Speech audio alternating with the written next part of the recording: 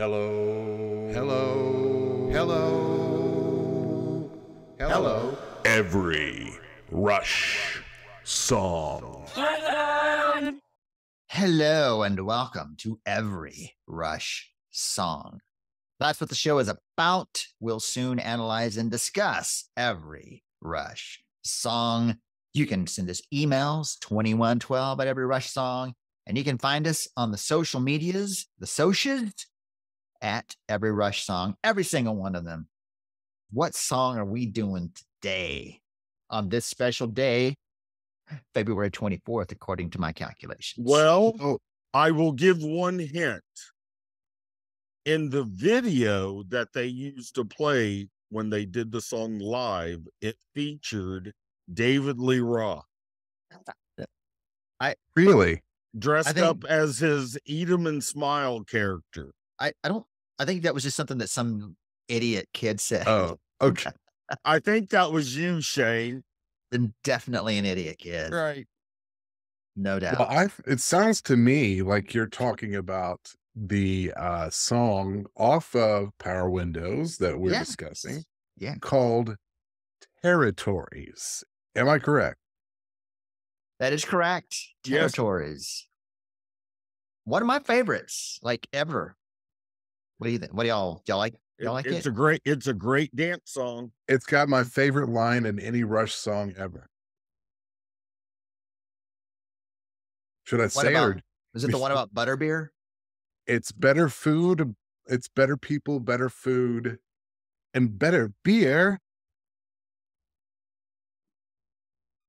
Yeah. Probably the worst line of the song, Jay. Tim, what do you think? Wow. In honor of that. It is one of my favorites from that album. Mad Eye. Mine too. It's my top 3 from that album. From Power I'll Windows? say that. Yeah.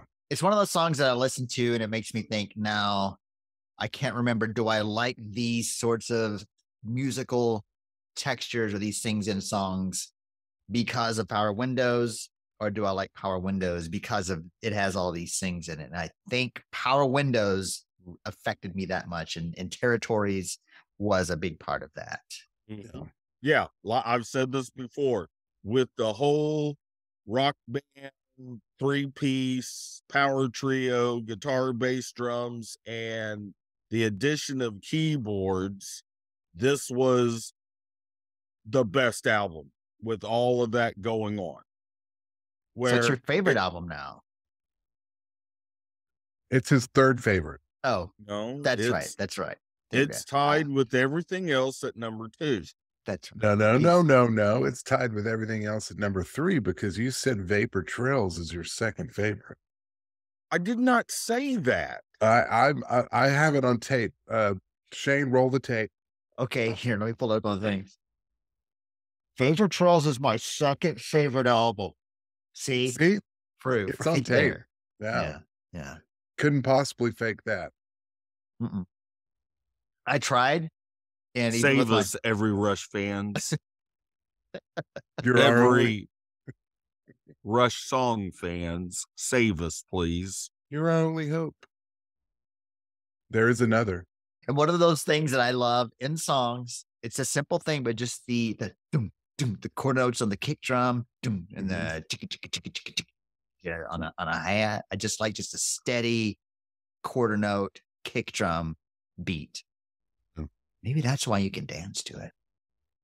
It's a strong. You can dance if you want to, but you can leave your friends behind. Yeah. All the dance songs in the world, and you went with that. Pathetic. Yeah. Wow. Now, shout out to the Weasley twins. Shane, yes? I don't think you'll remember because you can't remember anything more than 15 years ago. More than 7 years ago. No way. But I remember I came over to your house one time for whatever reason. Never happened. And you made me listen to something you had done to Territories. Yes. Oh, boy. What did I do? How old were you guys at this time? What did I? Oh, this was in high school. It had to have been high school. Yeah. Okay. When Shane figured out how to, back in the old days, using blank cassette tapes to record, make your mixtapes or whatever. Okay. Shane had taken the song Territories and he started it.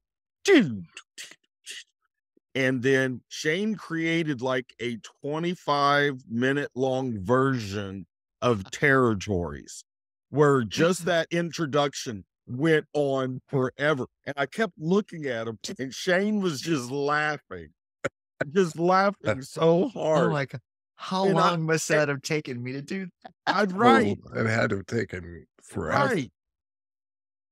Oh my God. Well, Yes. I would love to hear that. I have no idea. I mean, it went forever, and in fact, I think you even did a little, kind of rapping mix when he did the better beer. No. Yes. Did I? Yes. Are you sure? Would I have even done that? Now, when I sat down to listen to this, I didn't see Shane put a tape in the cassette player. No, I thought he had went out and bought this new extended dance mix version of Territories.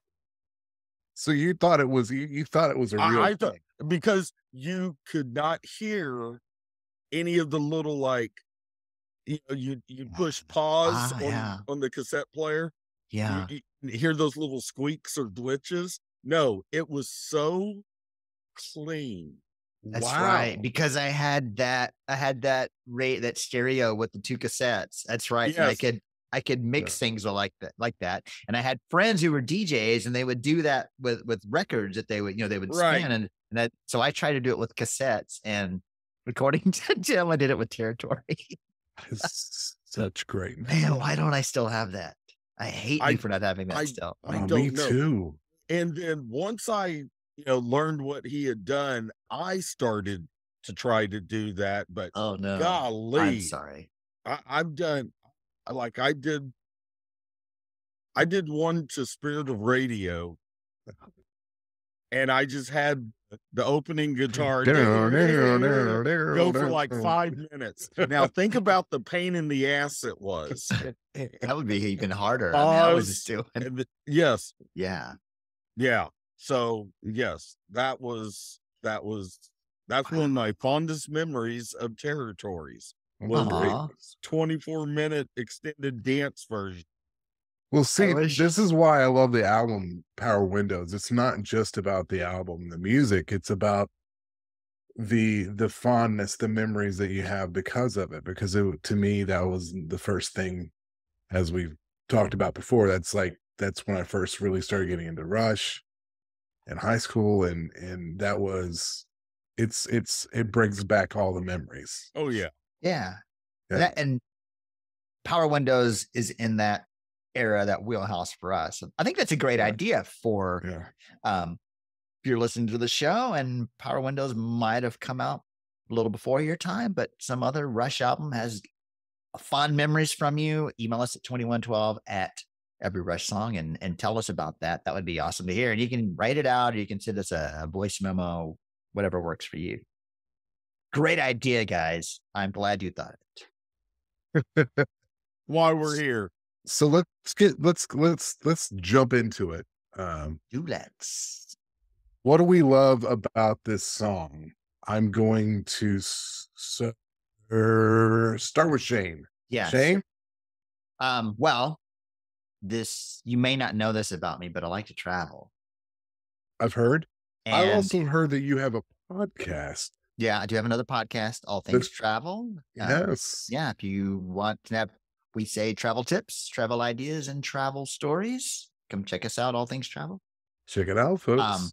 And I think Territories is the gist of it, is how we either take advantage of or take for granted other countries and or other places. And I think it's on different scales. It's on a worldwide scale.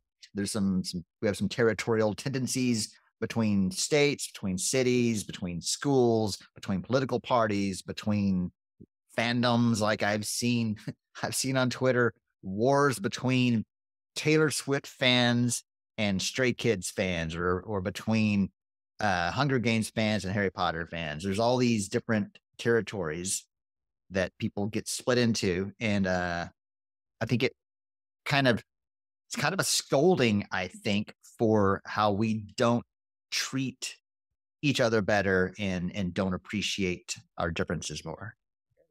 Because if we would do that, the line of why move around the world when Eden was so near?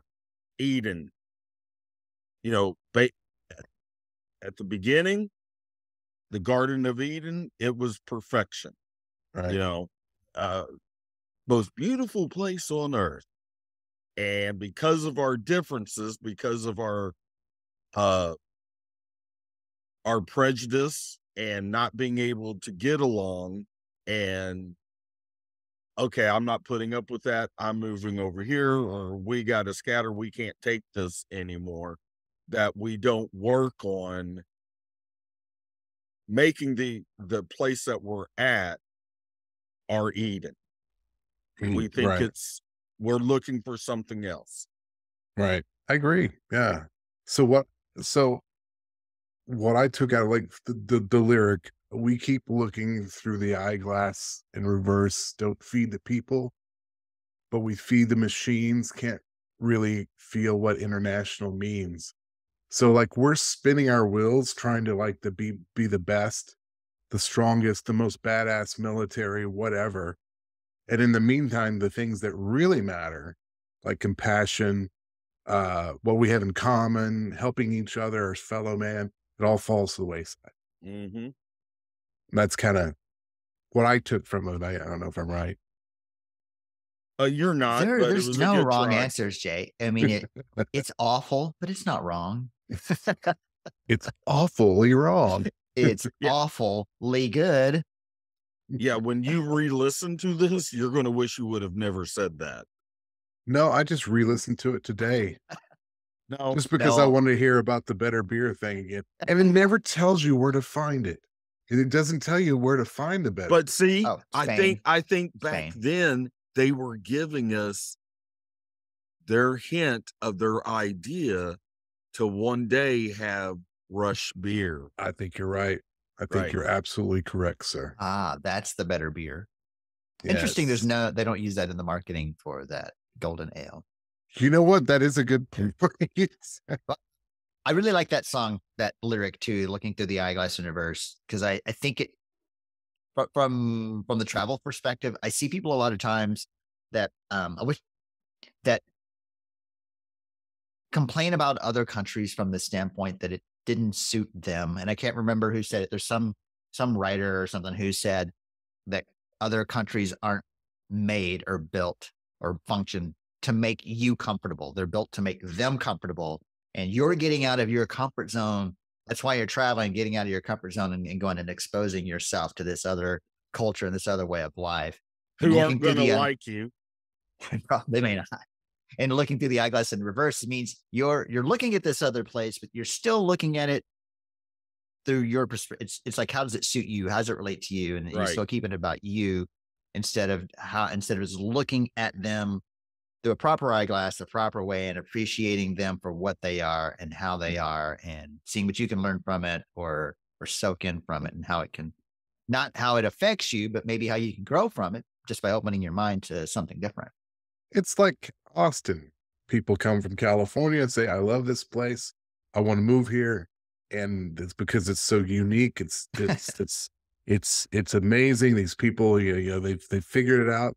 And then I want to change it. Yeah. Why move to Texas if Eden was so near? Yeah.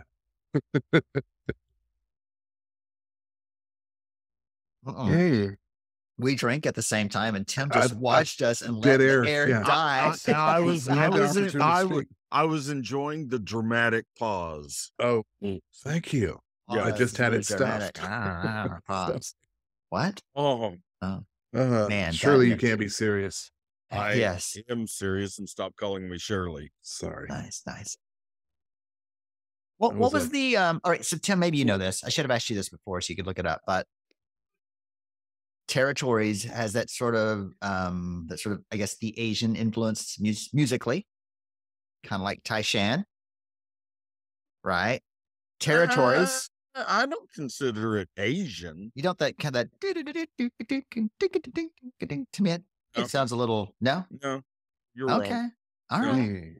Okay. Well, throw all that out. Pretend like I never said it. I'm going to edit it. To me, it's almost kind of more of a African kind of rhythm, drum wise. Yeah. Yeah. Okay.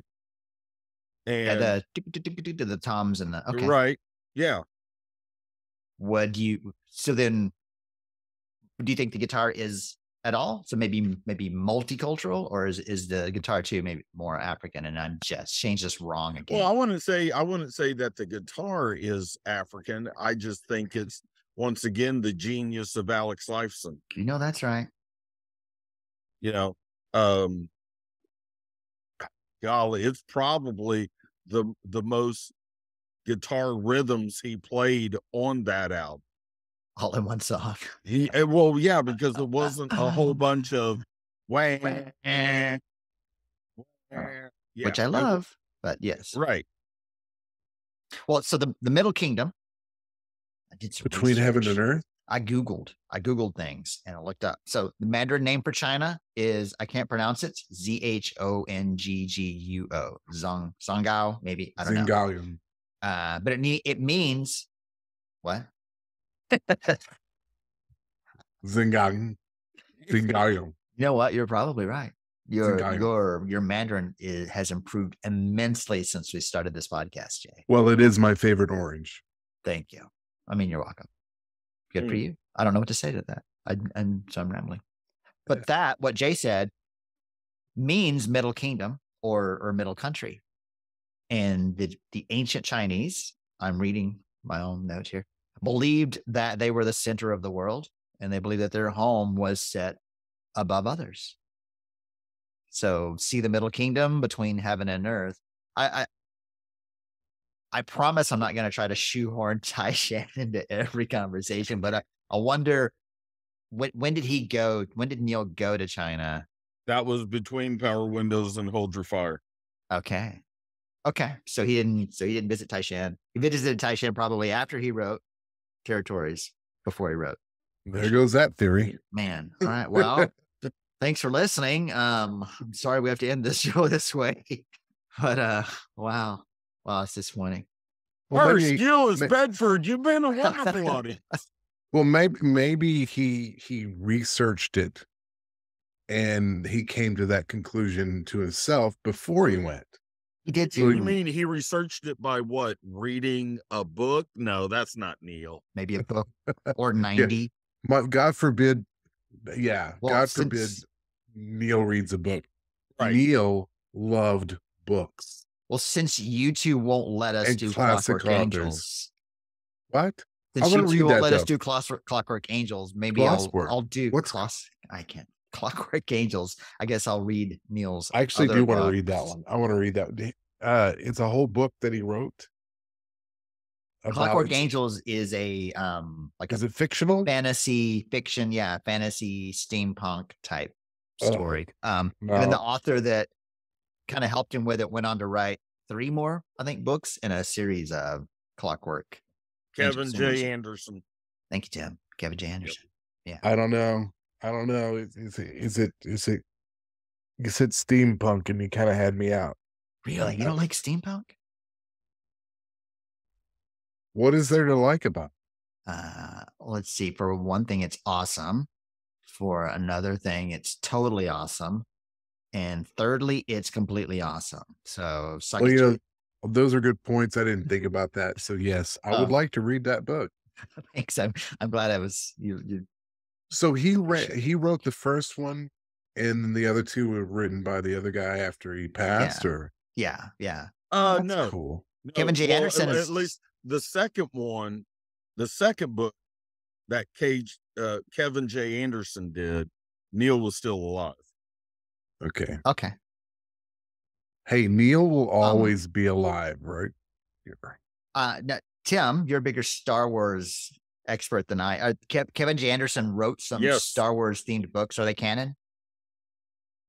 Yeah. No, they're legacy. And then he also wrote some books adding on to the end of the Dune series. Right. Did he really? He is extremely prolific. He writes a lot. I've got a few lyrics here, but y'all, anything that you have to just hop on in. We all figure that our homes are set above other people than the ones we know and love. It's weird. No, didn't it seem like that no matter where someone is from, they think it's better? Like Americans think America's better than every other country. I know some Spaniards. I know some Spaniards that think Spain is better than any other countries. I had a friend from Russia. Russia is better than every other country. I had a friend from Poland. Poland is better than every other country. We have friends from Argentina. Euless is better than any other city. Am I right, Tim? It is. In fact, it's junior high was the best JH and the whole HEB. Right. Exactly. So you understand. Right. Well, see, Democrats, the best party in the world, right? Spain feels that way is because they tried to get out of the country and move and discover parts of America, but we kicked their ass right out. So now they're having to say, oh, yeah, no, we actually like it here better. They do have good ham. That ham's pretty good. I love ham. I love ham. Pretty good. And that kind of leads into, that's the same point in every place with a name, they play the same territorial game. You see that in a lot of different levels. And what I like to do is tie different songs together. And that sort of, that the different circles we keep holding our ground is kind of that every place with the name of these different circles, which reminds me of natural science with each microcosmic planet, a complete society, simple kind mirror to reflect our own, living in their pools. They seem to forget about the sea, right? So the different, it starts off talking about the tide pools, and when you see these tide pools, they kind of see inside the tide pool.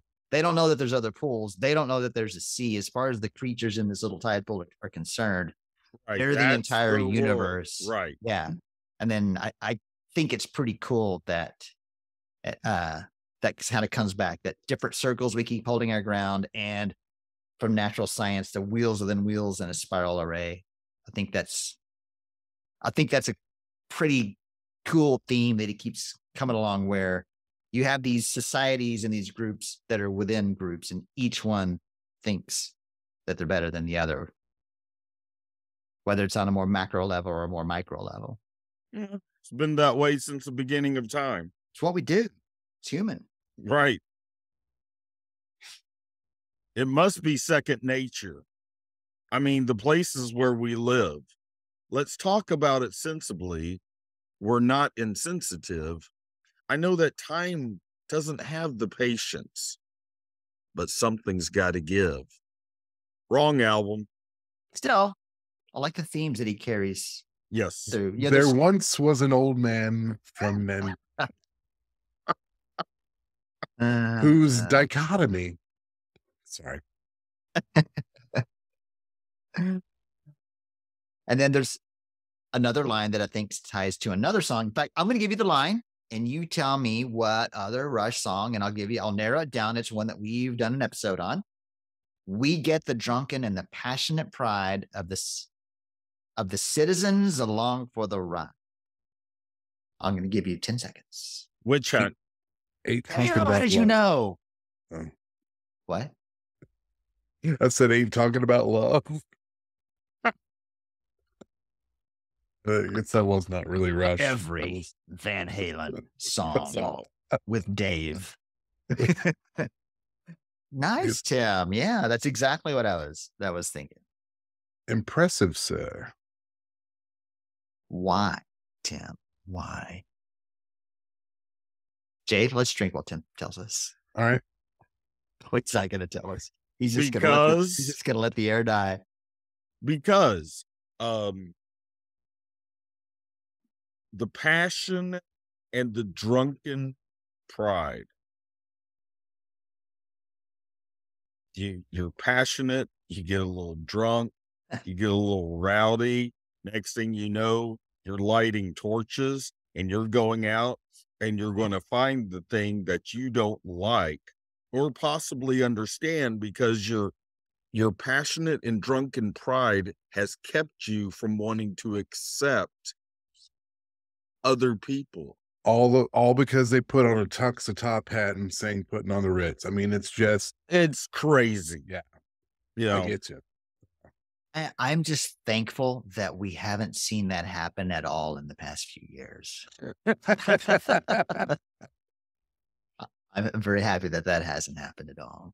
Well, it's that's a sad thing. It's never going to change. I mean, it's throughout history. It's always been the same.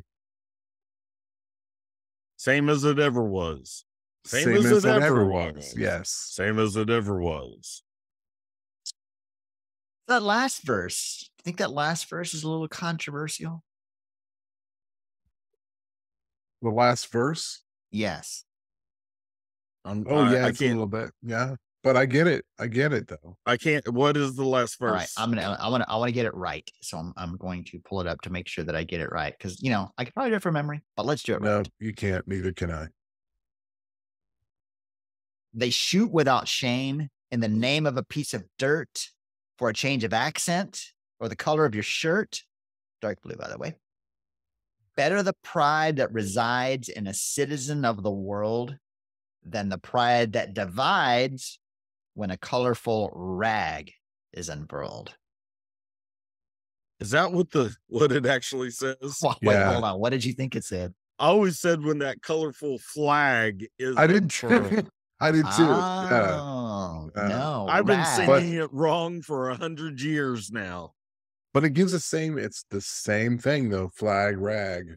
I mean, you're talking about the disrespect that you give another country. You're talking about,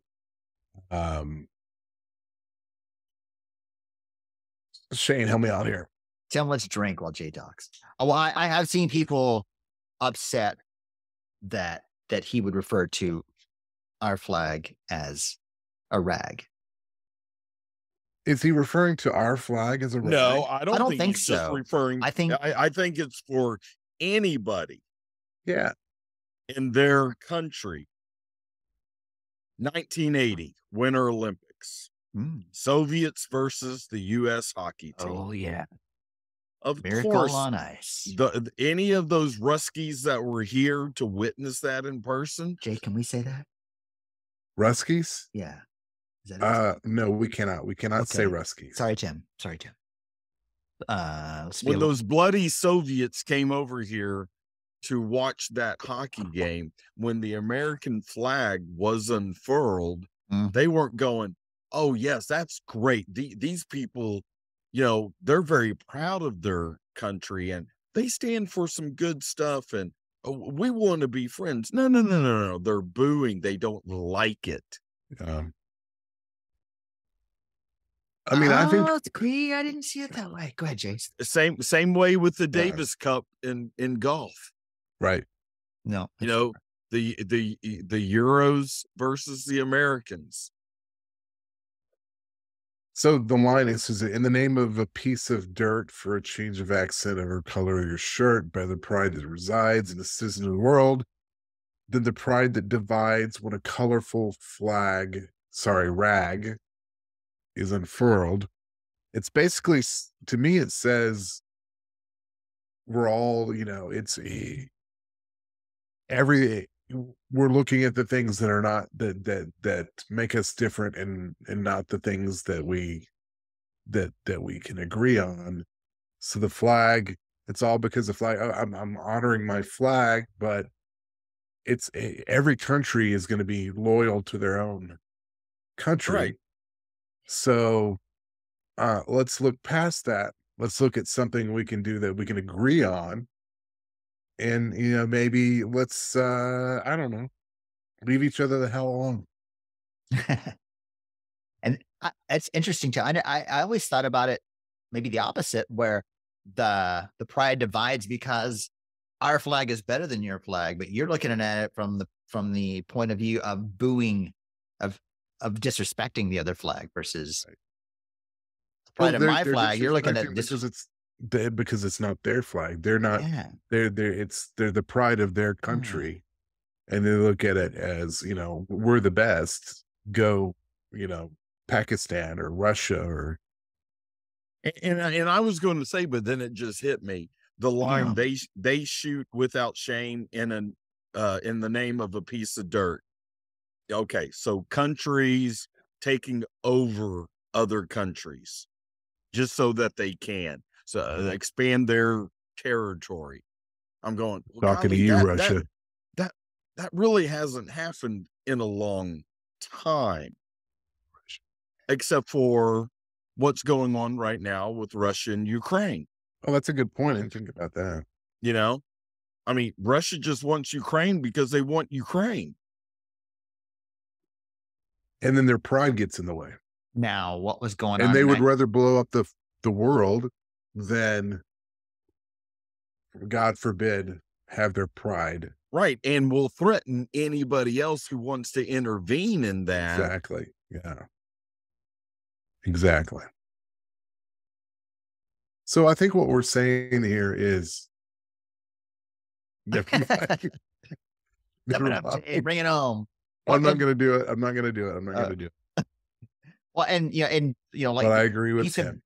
Piece of dirt. It could be your country, right? I mean, you're talking about Russia and Ukraine.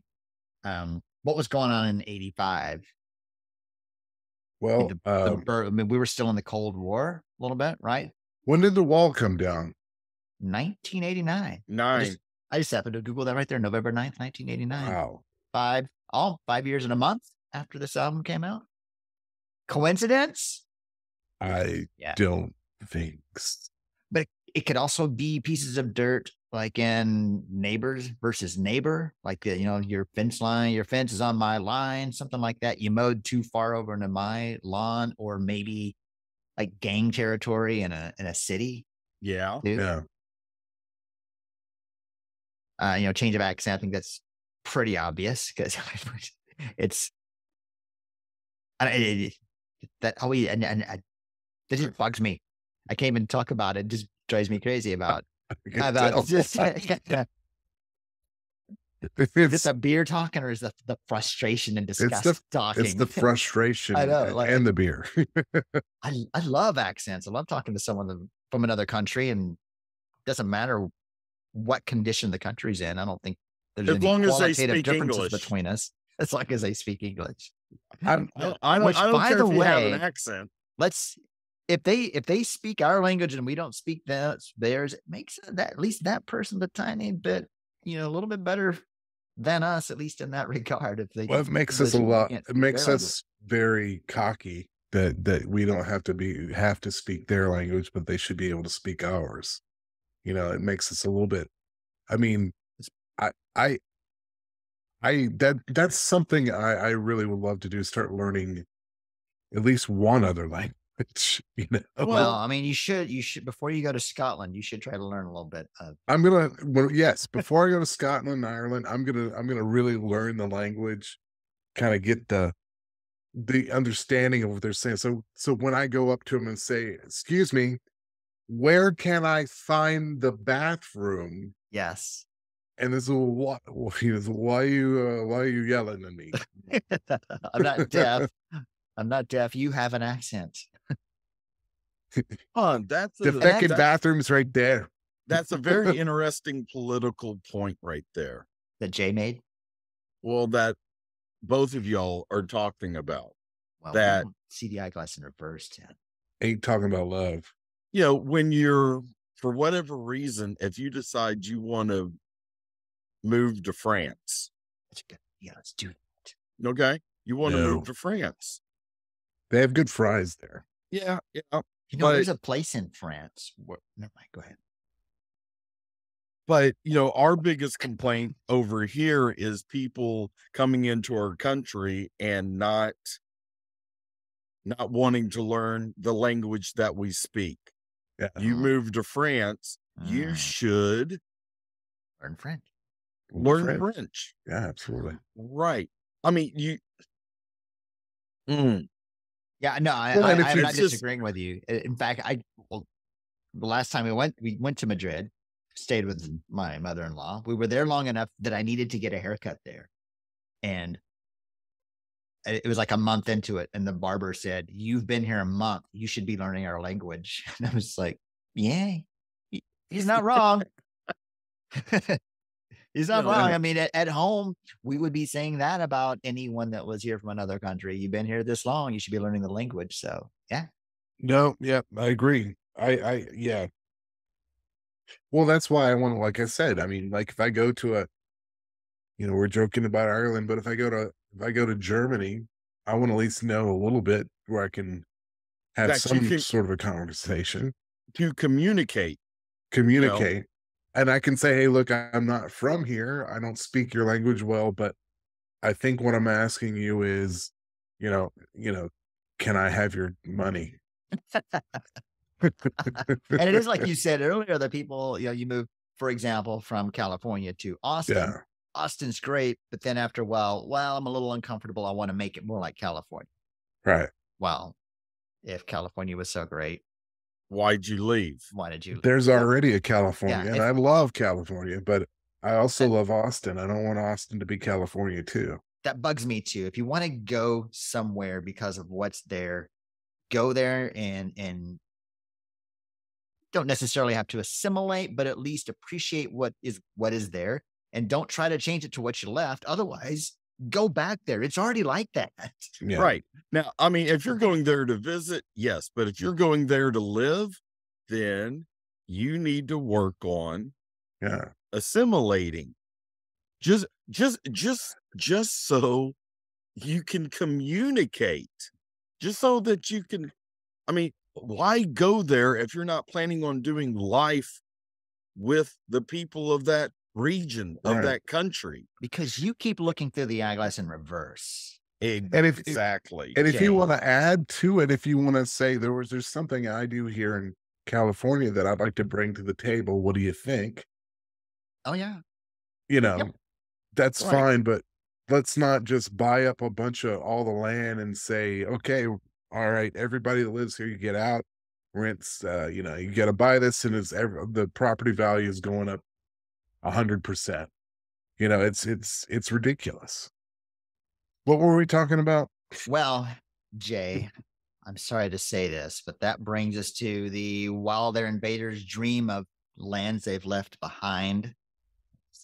Yes. Better people, better food, better beer, and better beer, and butter beer, and butter beer. I didn't know, was butterbeer even out in 1985? I don't think so. No. How did Neil? That was way before the Harry Potters. How did he know? Yes. Yeah. But way before the Harry Potters. And if you can get out of that mindset and you can go to another country and appreciate their food and their beers, then it's just going to make your life that much more fulfilling and fun and memorable than if you want everyone else to change to be like you. And that's the thing. It's like when I go to, even in the United States, when I go to another state, I want to go where the locals go. I want to see what they like and hang out and experience their culture and what they do. So that's the same way in going to another country. I want to try to experience everything and try to fit in as much as I can. And that is why Territories resonates so much with what you just said. Ooh, wait a minute. Hold on. I don't have a mic except for this one. I don't want to drop it because it's very expensive. I know. I think about dropping this mic too, but it would fall right on my laptop, and that would hurt. Quite costly, more than I can afford. Well, yes. I don't have a mic. Oh, so drop it. Drop it. Oh, what? It's a mic drop. Oh, wait a second. I can't hear. Well, all right, gents. Anything else on the most extraordinary, fabulous song Territories? No, I think you pretty much put a exclamation point there on the whole thing. Oh, the lyrics, right? Musically, it was a rocking song. Neil started he was doing some stuff that, I mean, he was really expanding out. You would have thought he would have, because it was Roll the Bones, where Neil put a floor tom to his left. So you've got the hi-hat, and then right to the left of that, he put a floor tom over there. So when he's doing 16th notes, floor tom by the hi-hat. Right, for the doo-doo. Because it's floor tom's usually on the, it's usually on the opposite side of the hi-hat, right? Exactly. So for him to do that, he's way over here. But when they brought territories back, playing it R40, it was a lot easier for him because he had that floor tom right there. But that was some interesting percussive stuff he was venturing out in. What he does on the hi-hat, I'm sure somebody's done it before. I'd never heard it. I always thought he was doing straight on the hi-hat, just. But you hear what I thought maybe he went in and overdubbed a little choking of a triangle. But he's hitting the bell of the hi-hat to get that sound.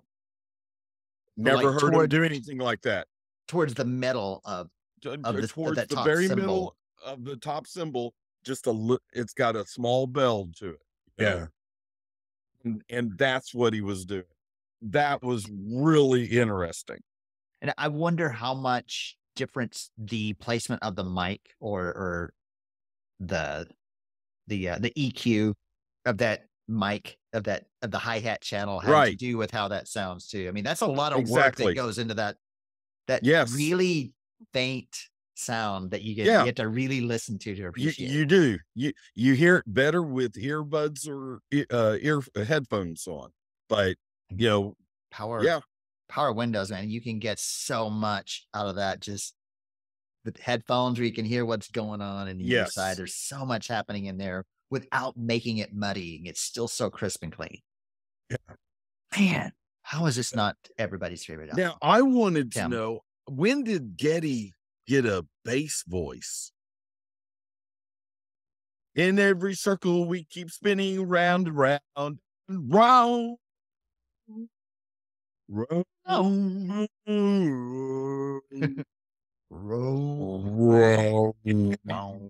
Just kidding. That wasn't Geddy. That was James Earl Jones. Did not know. This is CNN.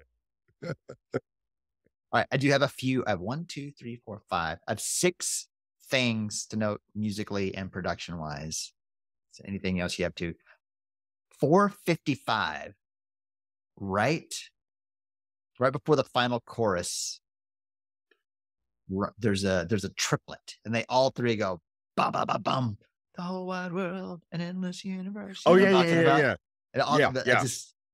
I love triplet, and I especially love the is it an 8th note triplet where if you have a beat, you've got da, da, da, da, da, da, you've got that triplet, but then you got the dun dun dun dun dun dun triplet too. I love that kind of triplet, and I know not everybody loves triplets as much as I do, but that if you want to hear a really cold triplet stinger, 4 minutes and 55 seconds. My mom was a triplet. It's true, she was, wasn't she? Yeah. So I have a special fondness. I love triplets, and it's not all because of your mom, Jay. We all loved hers too, but it's the musical triplet. Hello, Amy, Beth, and Kathy. Oh yeah, hey, from high school, the cheerleaders. Yes. You think they're listening?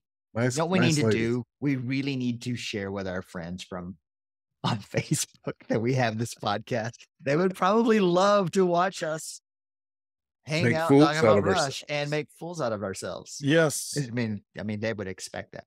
All right, first verse.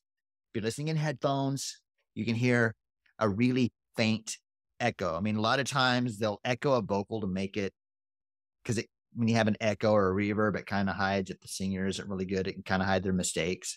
But this one is a little longer echo, and it's really faint. So it's not there to clean up Geddy's vocals. It just sounds awesome. At 56 seconds, there's a guitar 8th notes, and then the sustained one. It's a really low note that sounds really cool. So listen for that at 56 seconds. Okay. All right. So it starts off with Neil on the, and at 1:04, then he adds the tom with the, and that is one thing in all of music that I love. I love when a drummer is doing, instead of on a hi-hat or on a ride, when he's doing the tom. I love that. And I wonder, Tim, do you know? Because I think you can hear the hi-hat going and the tom going at the same time. Is that dubbed? Or would it be the sequencing thing? Are you talking about the low tom part where he does a digoo, digoo, digoo, digoo, something like that? Or are you talking about where it sounds like he's doing a bongo part? Yeah, more like a bongo. It kind of reminds me of Alex Van Halen's Rototom sound. Okay. Yeah. Of. So you're talking about that part right there. No, yeah, he overdubbed it. Okay. Because, and this is the one thing I've never understood, and I might have brought this up in an episode prior. The best was in concert when he's on the hi-hats and then he has to go to that part, he stops playing the hi-hats. He's just doing that little conga bongo part on his high toms, which I figured, maybe no, they would have had the technology on why he didn't hit something to have the hi-hat part still going while he did the tom work right. But even to when they played it on R40, no, not R40, Clockwork Angels, the hi-hat disappears so he can do that part. And I like that. I like, because it probably would have been just as cool. I mean, obviously from the live Clockwork Angels, it's just as cool with just the tom and not the hi-hat, but it sounds pretty cool. And I like when they have a really produced song arrangement and then just find a way to pull it off live. Right. Yes. It makes you wonder, did they do it? Did they record it that way and then said, let's just figure out how to play it live? Or did they have the song the way they played it and then they added all the stuff to it? It was the chicken or the egg. Who knows? Well, all right. 1 minute, 19 seconds. There's a thing that Alex does, and it happens in the Duran Duran song Ordinary World, where there's this one line on the guitar. It's like a and then at the very end of the song, they play that. He plays it.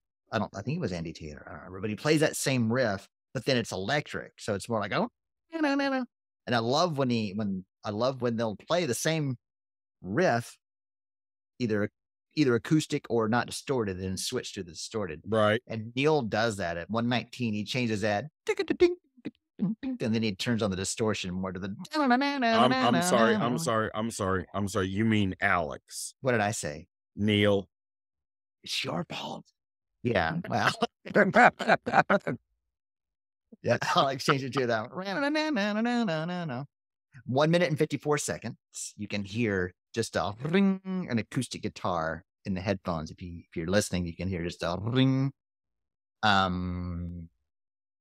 Last one, at least that I have noted. There's probably a lot more because it's longer than a 2.5 minute song.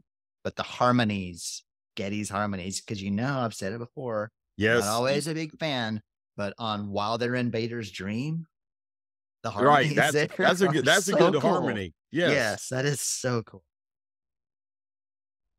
I do like this. This might be, I don't know. This seems like it's going to be a long, really long episode. For territories, right? Yeah, all that for one song. Who would have thought anyone could talk that long about one song? I think the song deserves it, though. It deserves it. Yeah, it's a good song. I hope we can devote as much effort and time and love into No One at the Bridge when we do Caress of Steel. Oh, yes. Yes. Oh. And speaking of love, we love that you're listening or watching us right now. We love it. He's right. We love it. He's right. And we hope that you'll listen or watch us more. Yeah. We've got we're on all these are we on all the socials? All but one so far. Okay, we're all but one. And then you can find us. Shane, where can we be found? Every Rush Song. At Every Rush Song everywhere. YouTube, Twitter. Wow. You name it, we're there. It's incredible. We're living in the future, my friends. We are. Yeah. Endless universe. Well, this has been fun. Shane, taking it home. All right. Ladies and gentlemen, this is how Tim brings us home. We want to thank you so much, Provo, Utah. You've been an incredible audience. Good night.